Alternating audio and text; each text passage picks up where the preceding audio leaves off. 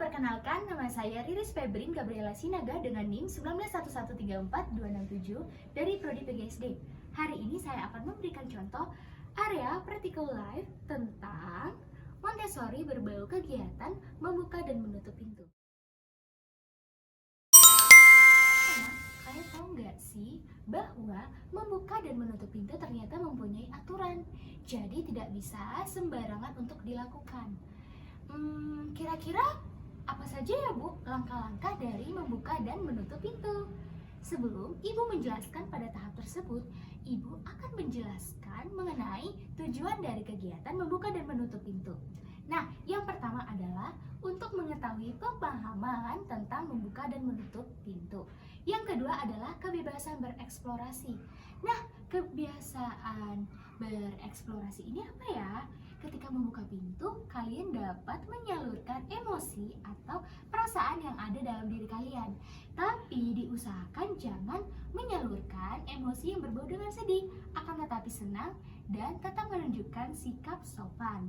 Nah, yang ketiga adalah mengembangkan kemampuan motorik halus.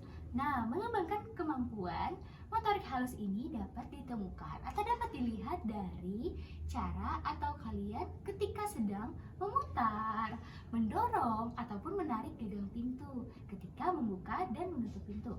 Selanjutnya adalah koordinasi mata dan tangan.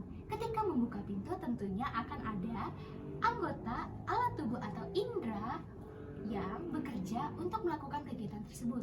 Ketika membuka pintu, maka tangan akan bekerja dan mata untuk melihat saat kalian melakukan kegiatan tersebut. Nah, kira-kira apa lagi ya? Jangan lupa kemandirian diri. Dengan kegiatan tersebut dapat menunjukkan sikap percaya diri dan mengembangkan. Nah, kenapa disiplin diri ketika membuka dan menutup pintu tadi? Tidak boleh membuka terlalu kencang, tidak boleh terlalu asal-asalan, karena hal tersebut dapat mengganggu lingkungan sekitar. Dan yang terakhir adalah pengayaan bahasa lewat percakapan tentang gagang pintu, dan kenyamanan. Yang kedua adalah alat dan bahan. Kira-kira apa saja ya alat dan bahan yang diperlukan? Tenang, alat dan bahan yang diperlukan cukup sederhana dan tidak menyulitkan diri. Yang pertama adalah pintu dan yang kedua adalah diri kita sendiri. Selanjutnya adalah bagian langkah-langkah. Pasti tidak sabar bukan untuk mendengarkan bagian dari langkah-langkah.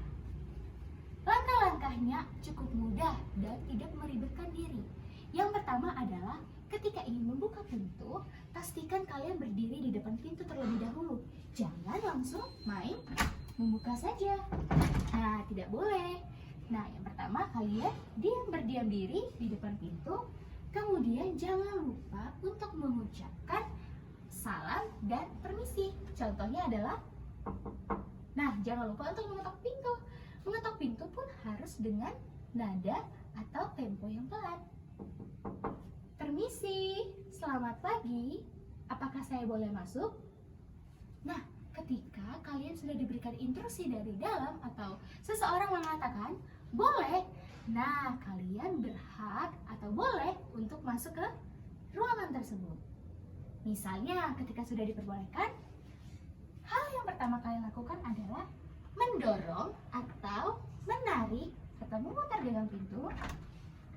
Nah, ketika sudah, lalu masuk seperti biasa. Kemudian kan sudah masuk. Selanjutnya adalah kita menutup pintu. Menutup pintu sama seperti kegiatan yang Ibu sudah sampaikan tadi. Memutar atau mendorong atau menarik gagang pintu, lalu pintunya ditutup dengan pelan. Nah, sudah Ibu jelaskan mengenai membuka dan menutup pintu. Nah, setelah tadi saya menjelaskan terkait langkah-langkah membuka dan menutup pintu, ternyata ada beberapa pengendali kesalahan. Untuk itu, pengendali kesalahan ini harus kalian perhatikan dengan baik. Apa saja ya kira-kira? Nah, yang pertama adalah sikap berhati-hati. Ketika membuka atau menutup pintu, usahakan kalian harus memperhatikan tangan kalian. Jangan terlalu cepat, jangan juga terlalu mengasal-asal, karena akan memberi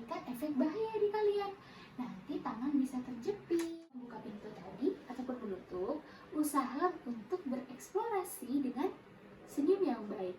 Jangan menunjukkan sikap yang murung atau malah menimbulkan keributan. Misalnya, tidak boleh, ataupun permisi, ataupun kalian makan seenaknya. Nah, tidak boleh ya anak-anak. Usahakan untuk tetap berhati-hati dan pelan-pelan. Nah, tadi Ibu sudah panjang sekali bercerita tentang membuka dan menutup pintu.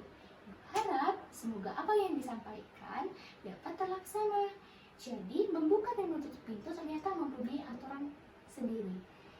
Harap semoga kita dapat mempraktekannya di dalam kehidupan kita agar hidup kita teratur sama seperti tujuan yang telah tadi disampaikan. Sekian yang bisa saya sampaikan. Sampai jumpa.